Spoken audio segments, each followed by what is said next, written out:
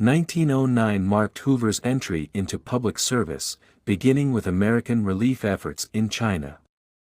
His talent for organization was unmatched. During World War I, Hoover led food relief for Europe, earning worldwide reputation. His efforts were instrumental in saving millions from starvation. In 1928, Hoover became president.